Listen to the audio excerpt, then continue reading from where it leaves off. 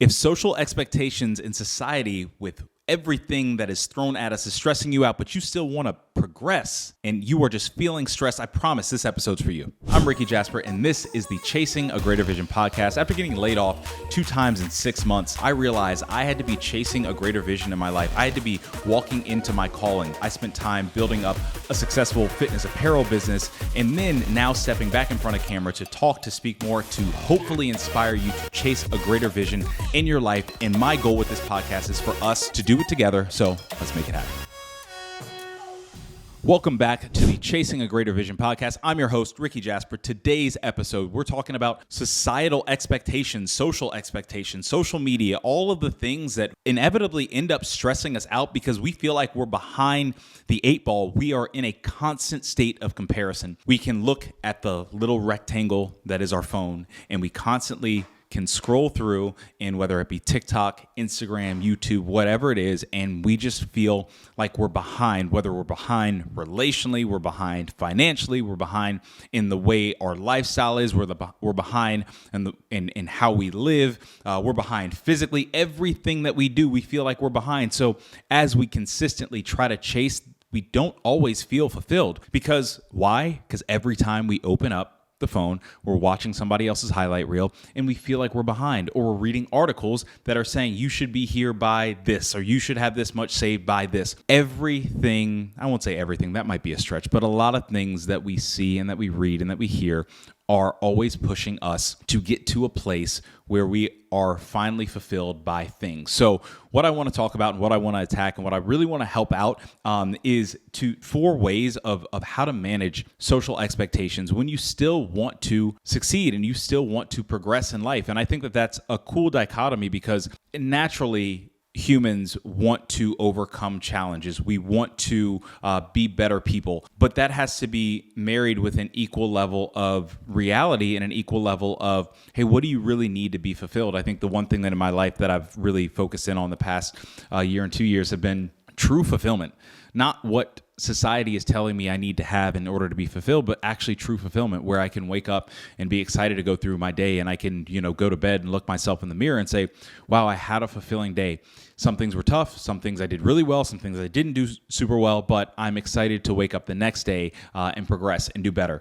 And I think that we live life so much through our phones now, and hey, you might be watching this through your phone, so I'm hoping you still watch. But when I say live life through our phones, I don't mean intaking content that is actually helping us.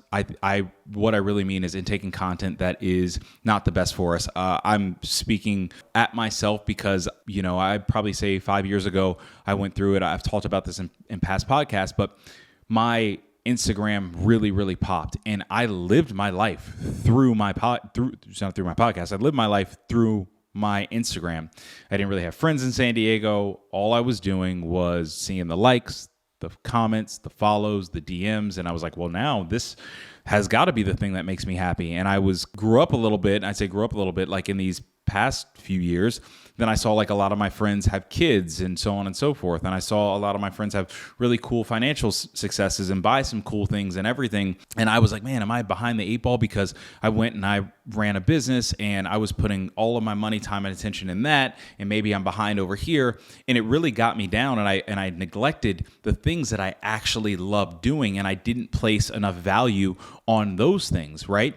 And I then started just focusing on, well, let me acquire money and let me do these so I can kind of play catch up instead of let me just lock into, what I truly want to do. Managing social expectations is for your benefit so that you can find fulfillment in life. So we're going to go through 4 ways to manage social expectations so you can really be on the path to finding your level of fulfillment. That is going to be so vital because we all want to feel fulfilled. We all want to have a level of joy. You're not always going to be happy, but you want to find a level of joy in life where you can look at your life and say, hey, I might not have all the money in the world. I might not have all the fancy cars. I might not have so on and so forth. And if you do, great. But if you don't, you don't want to make that the mark of your level of fulfillment if that's not something that actually fulfills you. So the first thing in our tips and tricks segment, this segment is practical, simple tips that you can implement on a daily basis to help out with whatever we're talking about. I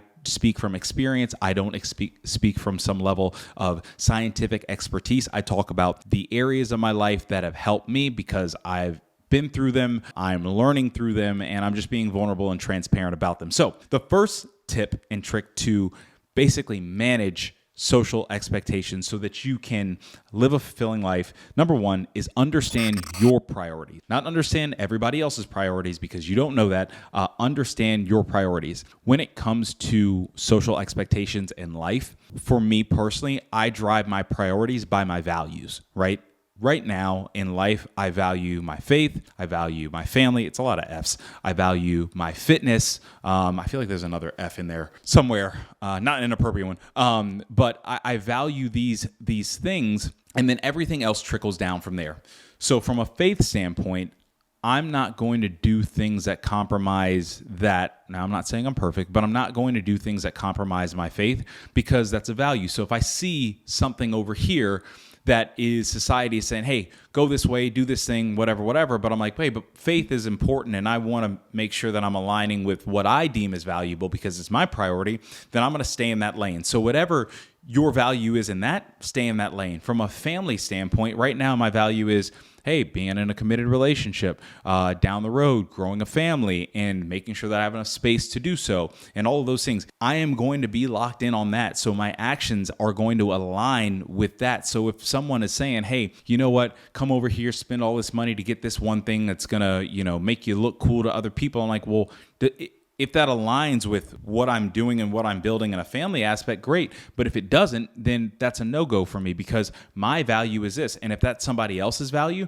that's great. If that's your value, that's great. But you have to define what that is. From a fitness standpoint, I work out 6 days a week and I love cookies. I love pizza. I love, smoking meats on the smoker and so on and so forth. But when it comes to my fitness level, I would love to have chocolate chip cookies, soft baked chocolate chip cookies every night with milk. I would love that, but it doesn't align with what I'm trying to do from a fitness standpoint. It doesn't align with how I'm trying to live my life and be healthy. I want to be healthy for, again, for my family. I want to be healthy for my faith in the sense of if I can, extend life years wise and speak a little bit more and, just hopefully provide an example for a little bit longer and have the energy to do so. That's driven by my daily decisions to work out, my daily decisions to eat and be healthy. Those things are driven by that. And so anything that doesn't align, I see ads for cookie shops and all this other type of stuff every day. Why? Because I look at those pages and I'm like, man, that would be great. But I don't indulge because I'm like, this doesn't align. It's going to throw off everything else. I have to be able to wake up and go to the gym in the morning and have energy for the workday and have energy to come bring in front of camera and then, to make content and all this stuff. So if it doesn't align with my values, then it's not prioritized for me. For your priorities, if they don't align with social expectations, take them off the to-do list. Don't even worry about them. Put blinders on and say, hey, that's their thing over there. They can have it. They can be happy with it. But understand what your priorities are.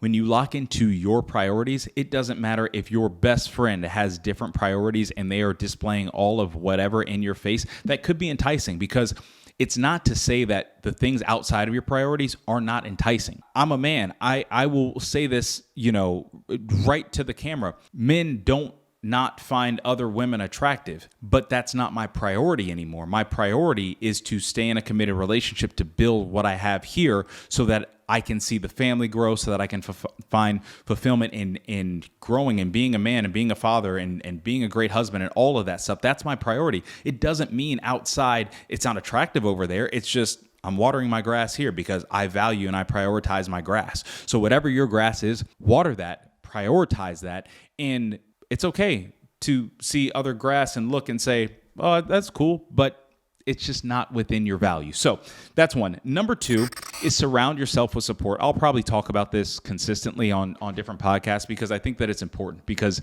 we are now in the most connected society, like the 6 degrees of separation where it's like if you basically know 6 people from anybody on earth is maybe 2 degrees of separation. Like if somebody has Instagram, you could just DM them directly, right? But when you surround yourself with support and people who are pushing you to align with your values and your priorities, you stay in line. You have accountability. Right now, my friend group and the people that I surround myself with are people who are in phases or going to phases where I am in or that I want to be in. I typically, I'm not, I'm 32 years old. I'm not hanging around 21-year-olds who are still going out and partying. It just doesn't align with what I want. And even if the societal expectation is like, hey, let's just be young, wild, and free, so on and so forth, that's cool. Look, I was out there, I was doing that at that age. But if I'm seeing an expectation of just do those things and I'm feeding into it, then it throws off every bit of my priorities. It throws off my value. I end up not being able to be as fulfilled because I'm trying to keep up with whatever I'm seeing. And the whatever you're seeing, that kind of goes to a different point, is and I'll just keep it a buck because that's what I do here. When I got in a relationship with Carly and things started to progress, I realized, I was like, my Instagram is filled with a lot of girls in bikinis. So I was like, I probably should nix that to an extent. So I, went through and unfollowed and stuff. She never asked or anything, but what I realized was every time I'm opening, an app, I'm surrounding myself with people who are going to throw me off track. Sometimes surrounding yourself with people is not just people who are right next to you physically. I surround myself with people who I watch their content because I'm like, it feeds life into me. When I work out in the morning, during my warm-up, I'm listening to audiobooks. During my cardio, I listen to audiobooks. Because if not, I could just be scrolling and seeing not great content, right? It can be, like I said, the people you watch, the people you listen to, that's who you surround yourself with, because it's the voices that are going into you and what you ultimately end up, taking on as you, and what ends up flowing through you as action. So I've had to change up some of the actions that I've taken, some of the things that I see, so that I can make sure that I am surrounding myself with people, things, voices that push me in an area that I find fulfilling, instead of, hey, societal expectation, just always look at this, just always watch this, it'll make you feel good, you'll feel good for a second, you'll end up doing this action that'll, end up making you feel good for a second, but will throw off everything that you actually want in life. I say this consistently because it's true. If it's just giving you a cheap, quick ego boost and making you feel fulfilled, I won't even say making you feel fulfilled, making you feel good for a second, it's not it. I love nice cars. I would love down the road to buy a super nice car. I would say I'm a car enthusiast to an extent. The real car enthusiast, not there with you, but I heard something and I really feel like it's true. If you are in an insecure place and you're feeling lonely, and if you're not feeling the best about yourself, what I say men do, because I'll speak to men, is we buy stuff so that we can borrow ego, right? We might buy a crazy expensive watch, not because we like the watch. Now, here's the difference. If you like watches and that's your thing, and you buy an expensive watch, great. That's your thing. You're like, I love that. That's great. But if you don't really care for watches, but you're like, but this is the thing that somebody else is going to think I'm valuable, and this is what society's telling me, and you go do that thing, you're not aligned. Same thing. If you like a nice car and you're like, man, this is my dream car, I've always wanted it, I love the blah, blah, blah. Cool, that's great. But if you're like, I don't really care about cars, but I see these are the cars that the guys drive to get the girls, and I'm trying to just do that so that they'll like me, and you go out and do that, then you're not really aligned. You're just going through societal expectation. What you're doing is you're borrowing ego. It has nothing to do with what actually fulfills you. It has nothing to do with who you are internally. You're just putting on a front. So whenever you sit in that car, you are now feeling elevated, and you're borrowing ego, but it's not you. Whenever you wear that watch, you're borrowing ego and confidence and stuff, but it's not you. When you wear those expensive shoes that you don't even like, that don't even look good on you, that you don't care about, you're borrowing ego because it's not you. So the whole point of this episode is to shift that and to really make sure that you take a look at areas where you genuinely prioritize, and that you're genuinely diving into, and that you're not just borrowing ego just so that you can feel good in a moment. So when you surround yourself, maybe we just expand this, it's surrounding yourself with the right things too, because sometimes we surround ourselves with the car, with the shoes, with the watch. I'm speaking to guys, right? With the girls, with the whatever, so that we feel like we are matching up to what we should be in society. But deeply, soul-wise, we don't feel good. I'm speaking because that's who I was. For me, it was like, let me just date the women and blah, blah, blah and whatever. And I was just like, well, I would go to bed every night and I'm like, I just don't feel good. I don't feel centered. And what I had to do every morning, I had to wake up, I had to open Instagram, I had to see who was DMing me, I had to get that ego boost because I'm like, now I need another hit of dopamine because I got to be right back in this because I don't feel good about me. I don't wake up and feel good about me. So surround yourself with good people, and that can be from a social standpoint, that can be from an audio standpoint, because like I said, we're not always around people physically every single day. Third thing is embrace your authentic self. This is a cool thing. Like when I used to do these videos and stuff like that, the first time I started making videos, I had a YouTube channel called The Left Lane Project. And the reason left side of your brain, thought and reason, lane, my middle name, project, everything in life is a project. So you're going to have to work through some things, right? So when I started putting out videos, I was early 20s and I'm just finding my voice. I feel like I'll forever be finding my voice. But what happened was I had a lot of people who were like, oh, this is great. And a lot of people who were saying, oh, you're too preachy and this and that. And didn't like the tone in which I was coming across. Be that as it may, I was growing and learning, and you have to try. The good thing about that was I was embracing my authentic self at that time. Sometimes your authentic self is going to be criticized. Sometimes people are going to see a past version of you and see what you're doing now, and they're going to be like, that's not you. And as you grow, give yourself an allowance to grow. Give yourself an allowance to be authentically you.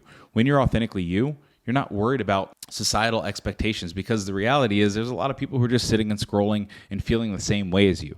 When your authentic self emerges, people want to be around that. People want to listen to you. People are intrigued, like what makes you different. And sometimes it's like not on the phone as much, and I'm just enjoying my life and I'm just doing the things that I love to do that are for me. I use this example quite a bit just, with friends and stuff. And I'm like, when I was in bodybuilding years prior, like it was a sport that I felt like ended up becoming a social media sport, because it was like, okay, we have this show, but every day there's an excuse for me to post a shirtless picture and to get attention for my body.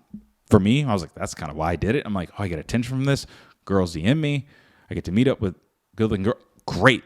I'm all in. I didn't care about the sport per se. There was a level of that, I feel like, across the board, because the sport just blew up. And I was like, man, how many people would still compete if you could never take a picture of any of your progress and you could only post a picture of yourself if you won the competition? I was like, man. And when I thought of that, I was like, I don't want to do this anymore. And then when I thought about the things that I would do in order to go and get a picture, right? Sometimes I didn't feel like going on a hike in San Diego, but I'm like, but I can go on a hike, have my shirt off, have somebody take a picture of me, post it. I get the dopamine spike. But I'm like, if I couldn't take a picture of this, would I still do that thing? And at the time, I was like, no, right? So you have to think about what you would authentically do if no one was watching and if nobody cared. And that's something for me. I'm like, I love speaking and doing this. Right now, currently, maybe in years later, we'll look back at this videos and the views will be crazy. But currently, views might average 40 views for a podcast. But I love doing that even if nobody's watching, because I'm like, maybe it'll help somebody. But I love doing this, right? And in the past, I wasn't doing things that I really, truly, genuinely loved. I was doing things for the attention because of, hey, this is what society wants to see and this is what society deems you valuable, but it was devaluing myself. So find out what you like to do authentically and what your authentic self is, and walk through that and be unapologetic, because I'm telling you, to put it bluntly, people don't care about you on social media. People don't care. Like, everybody is just scrolling, cool. Double tap, cool. See your story, cool. And they're just consistently scrolling. I do it sometimes too. I'm just scrolling, cool. And it's just like no one's super focused and locked in on your life. So that gives you the freedom to be you, to be authentically you, to try, to fail, to do things that you otherwise feel like you couldn't do because you think everybody's watching. Not everybody's watching, and that's okay. So be you. Be okay with failing. Be okay with trying. Number 4, reflect. And reflect on what has and has not worked for you in the past. Kind of in the past segment, or in the past point, it's exactly what I did, right? So I'm able to look back on the last 5 years of my life and say, here are the things that I did that were based on what I felt societal pressure and expectations to, and social pressure and expectations to, and here are the things that I did that made me feel alive and that made me feel really good about myself. And so for this next 5 years of my life, I'm like, well, let me cut out the fluff of things from a societal standpoint. Let me focus in on the things that I want to do that make me feel good, that push me in the right direction for my life, that are based on my priorities, right? And when you start to look back and see the things that you did, I look at the stupid things I bought. I look at the stupid things I said. I look at the stupid, areas and relationships I put myself in. Not to say they were stupid people, but it's just things just were not aligning. And then I'm like, okay, in this segment of this next 5 years, I don't want to do these things. I want to do what worked in the past 5 years that I like. I like building things. So, okay, I built an apparel company. Well, I realized, okay, that's a great amount of work, and I didn't feel like I was aligning with the company and where it was going. And I was like, I also really like speaking, and it's what I've been doing for the past 10 years. I'm like, I want to take all that focus and attention that I had for an apparel company and do this here. Who knows how successful it could be? So that was like one area. I look back from a relationship standpoint and I was like, okay, I was just kind of dating and so on, and those things didn't feel good and super fulfilling. I was like, let me just kind of, lock into one person who I grew to love, and I was like, wow, this is amazing, and this is where this life could be, and let me lock into that. Okay, cool. Let's knock on that. Okay, from a financial standpoint, yep, I spent a lot of money, putting it into the business, so on and so forth. Now let me reallocate funds to, my life, so I can, buy a house, prep things for, God willing, kids in the future, stuff like that. So I was able to take those things and focus on what I prioritize now, not what everybody else is telling me to prioritize. And I'm like, well, this makes me feel fulfilled here. And so down the road, I'm going to look back at this segment of my 5 years. And I'm going to say, what was I doing that I can look back and say, that was actually societal pressure, and what do I want to dive into more? Those things are going to be vital for you. I highly advise looking back in the past for that. I highly advise looking back so that you can learn from yourself, from your habits, from how you were doing things, because it's going to give you your opportunities to grow. So to kind of bring this all together and to recap, first is understand your priorities. When it comes to societal expectations, they might not align with your priorities. So if they don't align with your priorities, cool, they can look attractive, they can stay over there, but you're focused on your priorities. Number two, surround yourself with support and the people that help you. And your support might not just be physical people. Support might be, hey, you got to unfollow some people and you have to follow the right people. You have to not listen to some things and you have to listen to some right things. That is a level of support as well. Number three, embrace your authentic self. Not everybody cares so much about your life. Why? Because they are so focused on how they look to the world that they aren't even focused on you. So embrace yourself. Don't be afraid to make mistakes, and try and put yourself in areas that are uncomfortable so you can fail, but at least it aligns with who you want to be. Number four, reflect. Look at the past 5 years of your life and map out all the things that you did from a societal pressure standpoint that didn't work for you, and map out the things that you felt that you were onto something because they were authentically you, and you want to dive into those more. And then for this segment of this 5 years that you're in, focus full force on the things that were authentic to you that you found fulfilling. Now, to wrap it up, our word of the day or word of the week, whatever you want to take, this is a word that you can just write on your wall or write on your desk, whatever it is, to help you really lock this in for the week. It's authentic. And I've beat a dead horse about it in this podcast, but be authentically you. Whatever society says, great, that's it. That can be what you see on social media. And society, by the way, society could say different things to different people, but it's whatever, you are intaking that really does not make you feel good and doesn't align with you, but you're just like, if I get there, then they'll think that I am, great, but that might not be you. Be your authentic self. Your level of success, your family life, your work life, your relational life, your faith life, and everything might look different than your best friend or might look different than anybody else, but it's authentically you, and nobody can tell you if that's wrong. Now, be a law-abiding citizen, do the right thing. That's a disclaimer, but find areas in your life that you can be authentically you, and no one has a heaven or hell to put you in, and if people are passing judgment about you, that's their problem. Look, you have to be you, because at the end of the day, you want to be able to look yourself in the face, in the mirror, and say, I did the best I could with what I had on this given day. And you can only do that if you are using your God-given gifts, talents, and ability, and if you are being authentically you. So I hope that this message helped. If you did, like, comment, share, send a carrier pigeon to somebody. We are going to keep this thing rolling on the Chasing a Greater Vision podcast, and I will see you next time. Peace. Thank you all so much for watching the Chasing a Greater Vision podcast. If you like this podcast, please like, comment, subscribe, hit the bell, send it to friends, use a carrier pigeon, do whatever you have to do. We hope that this inspires you to chase your greater vision in your life and for us to continually and consistently do it together.